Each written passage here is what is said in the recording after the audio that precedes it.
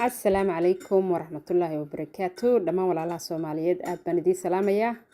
waa walaashina mina qorane waxaan rabaa inaan wax yar idin ka tuso oo connect maanta hadii la yiraahdo soo markaad oo connectigaagu uu sidan yahay halka doontid ka soo gala ma abka ka soo gala ma xakan ba ka soo gal waxaad sameynaysaa oo connect baad ku dhufanaysaa markaad ku dhufatid imika oo connectigeena cusub waxaad arkaysaa waxyaabo fara badan oo lagu soo kordhiyay sida waxa kamid ah tan go live iyada gadaal ayaynu taa kaga hadli doonaa laakiin tan muhiimka ah aan rabaa in maanta aan ka hadlo waxa weeyi inaad maxaan ku iraahdaayay saddexdan kala ogaataan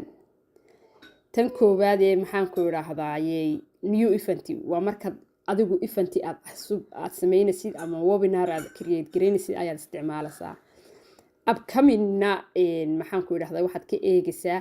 eventigii adigu ama shirkii aad adigu qabatay ayaad halkaa ka eegaysaa oo waxaad ka gelaysaa dashboardkaaga buu kuu fasaxayaa inaad gasheed join event baa marka maanta aan rabaa inaad tan aad ugu baraarugsanataan tani maxay tahay walaalo badan baa sida maalintii dhaweydba waxay lahaayeen nooma soo gelayo inkasta oo connect imika aad u fudud yahay haddana waxay ku cudur daaranayeen oo lahaayeen nooma soo gelayo haddii uu kuu soo geli waayo maxaad samaynaysaa join event intaad oo connectigaaga ku dhufatid xafiiskaaga furtid ayaad halkaa join event ayaad ku dhufanaysaa join event markaad ku dhufatid wuxuu ku odhanayaa waxaad gelisaa 15ka number ee ID event ID-ga ah 15kii number xageed ka helaysaa markaa okay 15ka number ku weydiinayo halkaad ka helaysaa waxay tahay eventigii la soo diray ee Mombasa la soo diray ayaad dul tagaysaa markaad tagtid 15kii number waa kuwa halka hoose ku qoran ee la yiraahdo event ID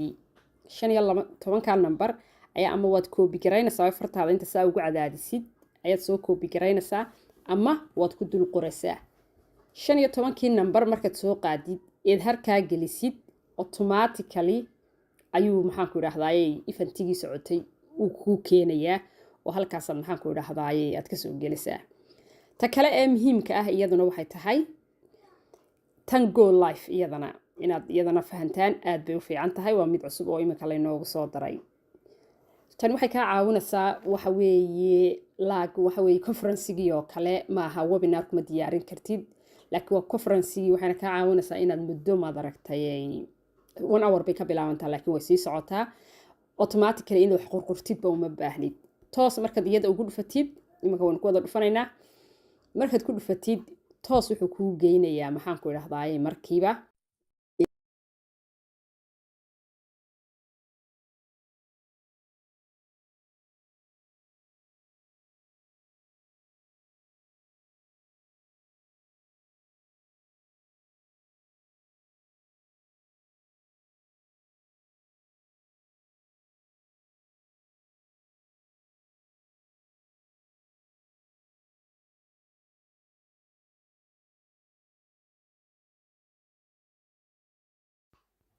okay dib ayaad oo connectigaaga ugu noqonaysaa markaad ku noqotid oo connect soo kicisid waxaad tagaysaa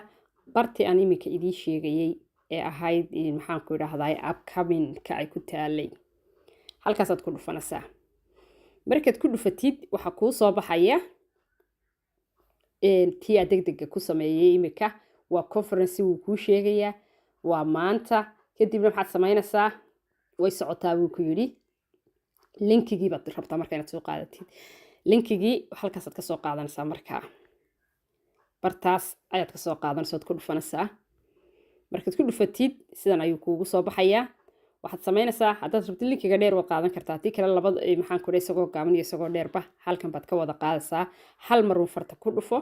markaad ku dhufatid calaamadda copy uu kuu copy garaysmay buu kuu sheegayaa kadibna WhatsApp-kii kaalay oo maxaan ku iraahdaayay ku dhufo farta u dir qofkii sidaas ayuu maxaan ku iraahdaayay kuugu soo baxaya speaker linkiba quraatu haystaa sababtoo ah waa conference oo maaha maxaan ku iraahdaayay webinar so dhammaan dadka soo gala waxay wada noqonayaan dad maxaan ku iraahdaayay